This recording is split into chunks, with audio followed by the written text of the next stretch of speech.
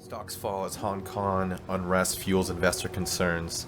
So this is the Hang Seng Index over in Hong Kong, and as we can see, basically since the massive riots in the past couple of days, it's dropped from about 25,000, 26,000, all the way down like 600 points or so.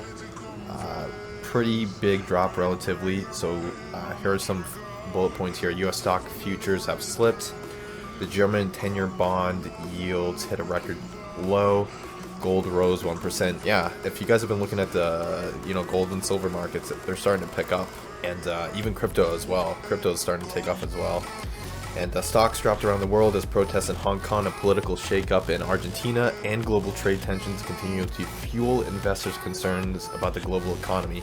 I don't know, if you think about it, there's so many things going around geopolitically. We got the trade war between US and China, Hong Kong, there's protests. Puerto Rico a few weeks ago, there were protests about the governor who finally had to resign. I guess Argentina, Venezuela has had problems for weeks or months. Iran has had a problem for months. Europe and the European Central Bank, they have negative interest rates. It seems like there's so many things going on geopolitically, and I think it all has to do with the global worldwide economy is slowing down, and this is just more evidence of it.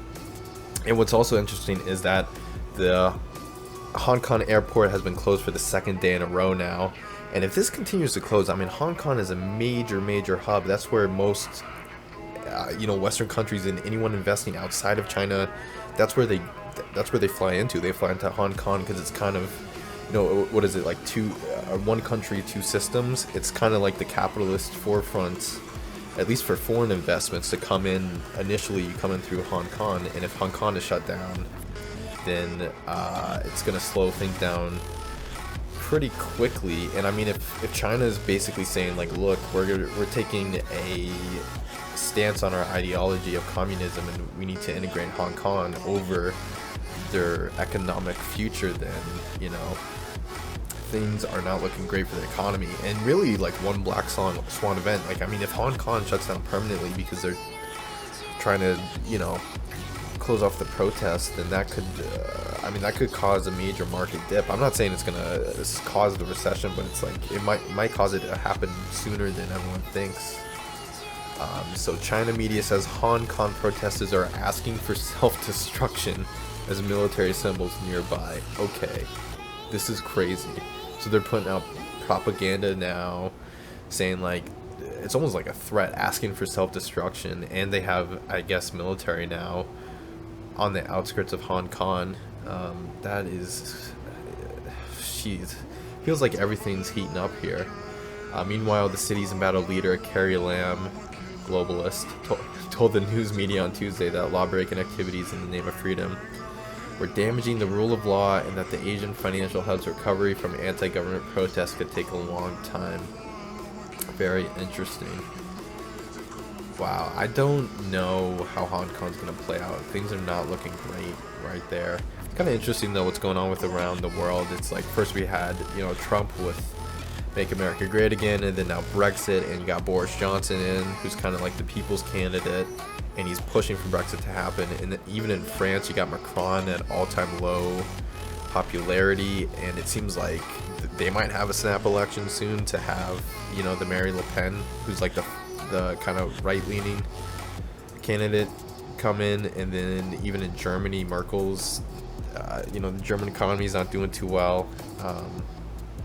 They have like a big migration problem as well, with immigrants coming in that they're basically funding with people's tax money. And yeah, it's almost like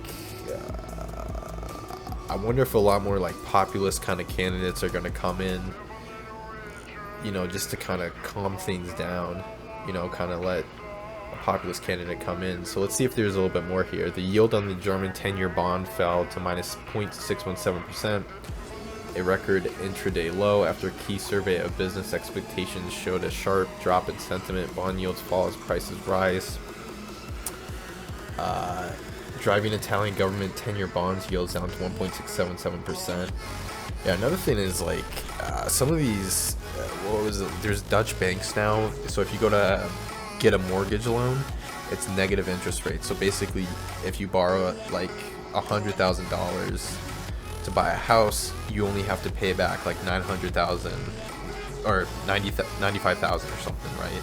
So you pay less than what they gave you, so you actually make money from getting a loan, which is not, I mean, like, that's not a good sign. They're just subsidizing people's spending.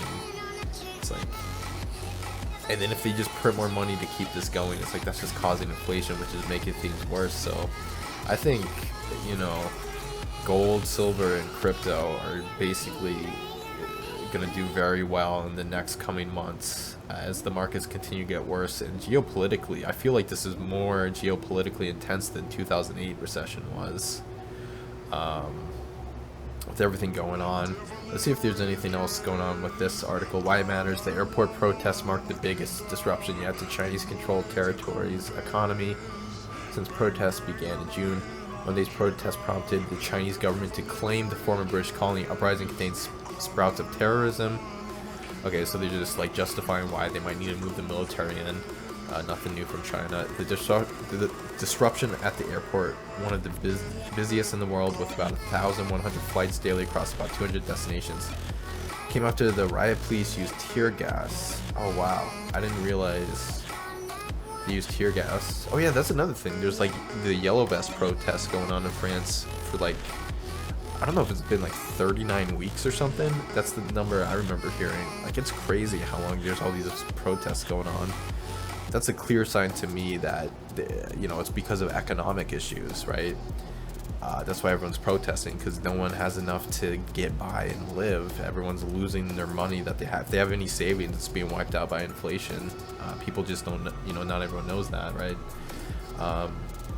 Very fascinating what's going on with the world. I'm going to be watching Hong Kong closely. Hopefully things improve there and China does not step in with the military, but anything can happen, and it's definitely fascinating. If you like this video, be sure to give it a thumbs up and subscribe for more coverage like this. Thanks for watching. Bye.